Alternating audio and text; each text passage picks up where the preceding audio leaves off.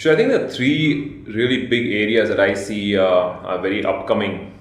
One is preventive healthcare. Preventive healthcare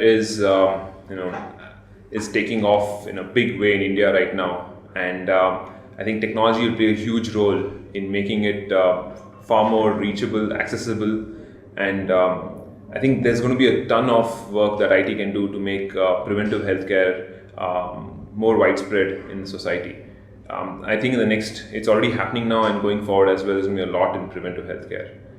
The second piece that I'm seeing a lot of movement in is on-demand services, and these are primarily in home care, where things like labs come home and take your blood samples.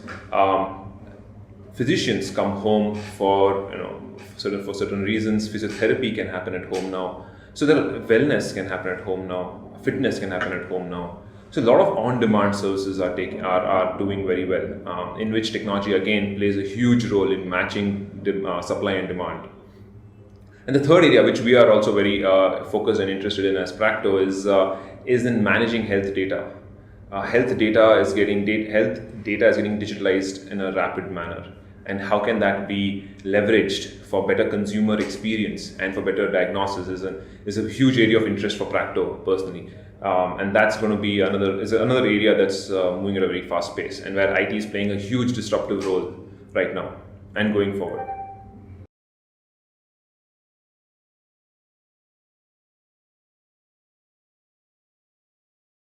So this is very interesting because one of the motivations of doing Practo, one of them was that people told us that it's quite a challenge to get doctors to adopt technology. So it was quite, we were quite intrigued by that, and in a way that particular perception motivated us to saying, if this is so difficult, then it's probably worth doing. So that was one of the challenges that we took up when we started Practo. But to be very honest, I think the statement is a little unfair, because when you actually take a very closer look, when you started working with doctors, what we realized was the reason why IT couldn't penetrate doctors, or doctors were not adopting IT, was probably a failure of business model.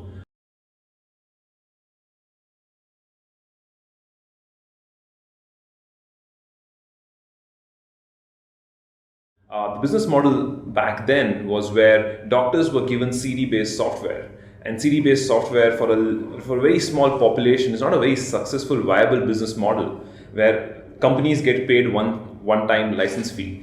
That's not a viable business model.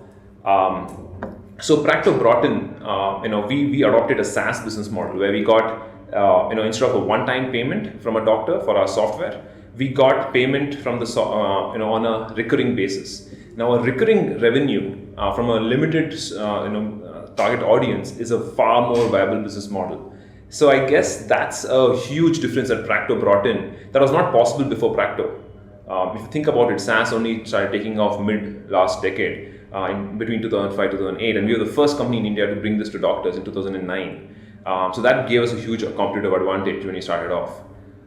The other thing that we believe is a big differentiator that Practo brought in was that we brought the software online, which was required for SaaS. And by bringing it online, we simplified a lot of things for the doctor. Things like support, things like simplicity were all brought in because of our ability to provide the software online.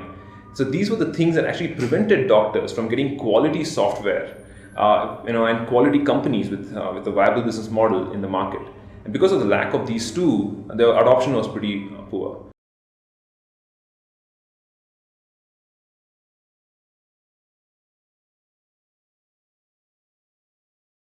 Not just do we cover 100% of the doctors, but our data is 100% reliable. So we verify this information individually by having feet on street people going road by road, corner by corner, turn by turn, and capturing all this information of geolocation, of the presence of these doctors physically. And apart from this, we also verify them with other mechanisms, and we are able to provide 100% reliable information for 100% of the doctors. The second reason why which Practo.com provides is the ability to provide feedback about a particular doctor. We collect feedback from only those patients who actually visited the doctor, and that provides reliable feedback about a particular doctor to other users. So this is, I guess, going to be very helpful. The 100% reliable information and the feedback to helping consumers choose the right doctor.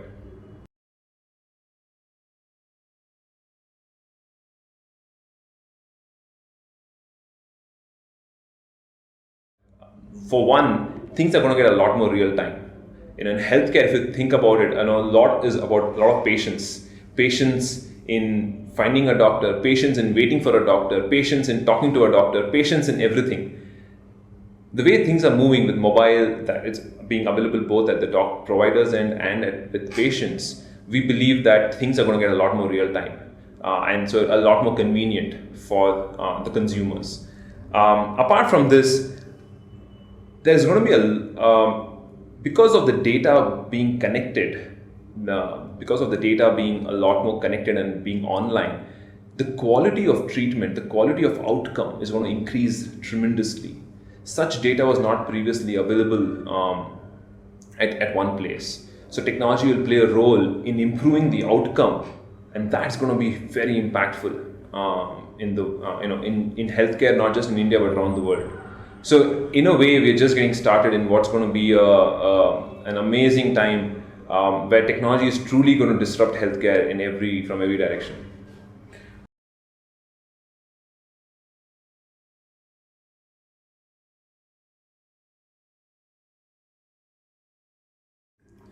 I can clearly remember, a few years back when we started Practo, the biggest hurdle that we had were two things. One was infrastructure in the form of computers, and the second one was network problems in the form of internet.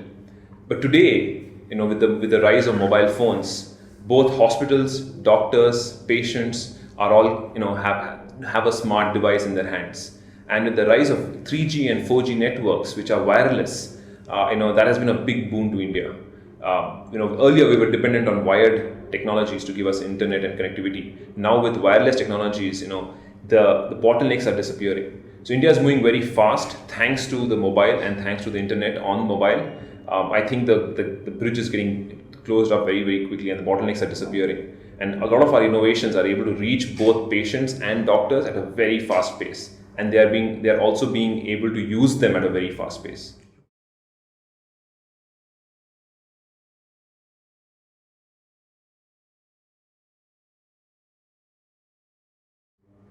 There were a couple of personal incidents in my life that brought me very close to questioning few things in healthcare.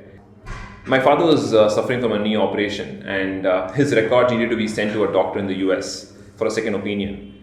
And I struggled with his paper records, taking photographs using my camera phone and sending it through Gmail through a doctor in the US. And when the doctor came back, he said, "Some things are not visible, and can I do it all over again?" It was a very laborious process. I didn't want to do it again. So I went back to the doctor and asked him, "Can you send me an email copy?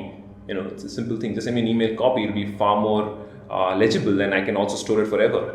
The doctor looked at me, and this is a very big hospital, and told me that he does not have an email button in his software. And this is 2008. I thought to myself that in 2008, if a doctor does not have an email button in his software, something is truly wrong. And I checked, it was not just him, it was everyone. Nobody had an email button in their software. And that told me that technology had not penetrated healthcare. And I did more research. We came across the fact that healthcare itself was not built around consumer or consumer convenience, and that was a huge opportunity for us.